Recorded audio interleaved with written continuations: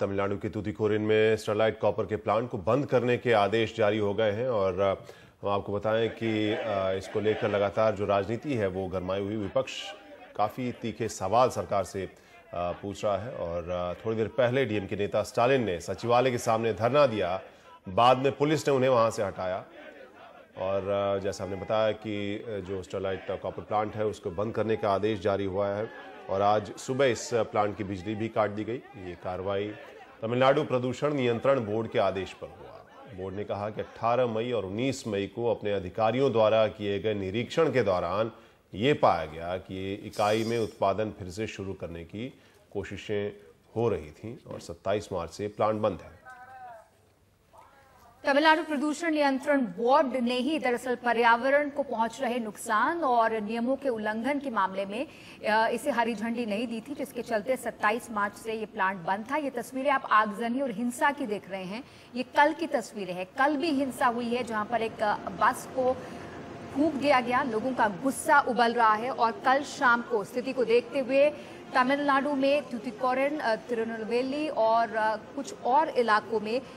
Public emergency का हवाला देते हुए 5 दिनों के लिए इंटरनेट सेवाएं बंद कर दी गई हैं। कन्याकुमारी में भी इंटरनेट सेवाएं बंद कर दी गई हैं और लोगों का गुस्सा इसलिए उफन रहा है क्योंकि ये जो आप वीडियो देख रहे हैं 22 मई का, जब ये जन आंदोलन हुआ था और उस पर पुलिस फायरिंग हुई थी, उसमें सादे कपड़ों में तैनात ये शख्स जो कि एक वाहन के ऊपर सवार है, ये पुलिसकर्मी है और असॉल्ट और ऑटोमेटिक राइफल से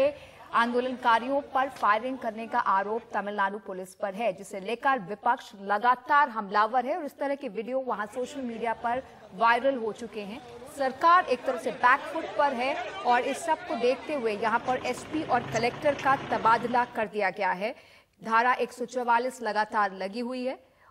कुछ देर पहले वहां पर स्थिति पर हमने जानकारी ली अपनी सहयोगी उमा से।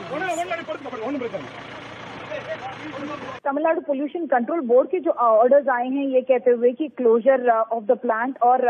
पावर सप्लाई, बिजली की जो सप्लाई है उसको रोक दी जाएगी।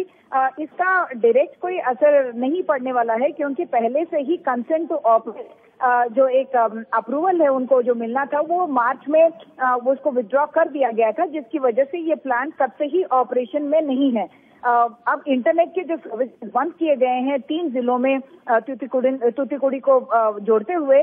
इसका बहुत बड़ा एक असर लोगों पर ये भी पड़ रहा है कि वो दूसरी टेक्नोलॉजी की इस्तेमाल करने की कोशिश कर रहे हैं, क्योंकि जो भी सोशल मीडिया में बताए जा रहे हैं, जो वीडियो निकले हैं, एक जो आदमी स्नाइपर था और जब वो फायरिंग करने लगता है तो एक आदमी की तमिल में आवाज सुनाई पड़ती है कि एक आदमी की एटलीस्ट जान जानी चाहिए और उसके बाद 11 लोगों की मौत हो गई और कल 2 और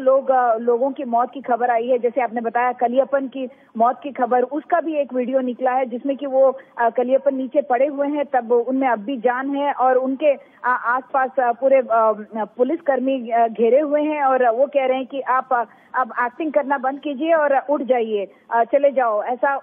सुनने को मिलता है। और कुछ ही देर बाद उनको अस्पताल शिफ्ट करने की कोशिश नहीं दिखाई पड़ रही है उस वीडियो में और कुछ ही देर बाद कलियप्पन की मौत हो जाती है। ऐसे भी जब वीडियो सर्कुलेट होते हैं तो लोगों का गुस्सा और भी बढ़ता है और एक तरह से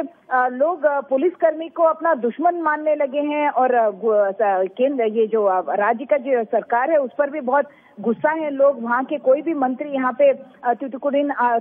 आने की हिम्मत किसी ने भी नहीं की, जबकि सोशल मीडिया में और DIPR जो उनके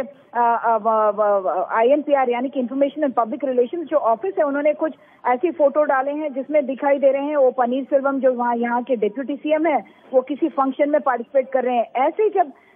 फोटोग्राफ सर्कुलेट होंगे और मीडिया में जो खबरें जब आएंगी तो लोगों का गुस्सा और भी बढ़ रहा है और शायद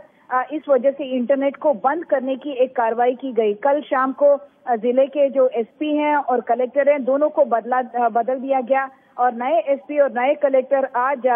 पूरा जो सिचुएशन है, मामला जो है उसको कंट्रोल में लाने की कोशिश कर रहे हैं। सरकार की तरफ से क्या उमा आपको लग रहा है कि बहुत ही लचर रवैया रहा है इससे निपटने में? पहले से ही लोगों में इस सरकार के प्रति काफी गुस्सा था कि बिल्कुल इनएक्टिव हैं, और जब सरकार की तरफ से कोई वहां पे पहुंचा नहीं, और सिर्फ 100 दिन के प्रोटेस्ट के बाद की बात नहीं कर रही हूँ, पिछले 100 दिन से वो लोग प्रोटेस्ट कर रहे थे। और ये खबर काफी सोशल मीडिया और सारे जो मेन स्ट्रीम मीडिया उसमें भी ये लगा था कि 100वें दिन को सीज की जाएगी कलेक्ट्रेट, लेकिन इंटेलिजेंस का जब इनपुट था तब भी लोगों ने एक्ट नहीं किया इस तरह से कि इसको इस पूरे प्रोटेस्ट को अस्वाद किया जाए, उसको कम किया जाए। और जबकि मामला पूरी तरह से हाथ से निकल गया, तब लोगों में गुस्सा और भी बढ़ गया। और प्रधानमंत्री नरेंद्र मोदी ने भी इस बात पे कोई भी स्टेटमेंट में नहीं दिया, इस बात की भी चर्चा लोग कर रहे हैं।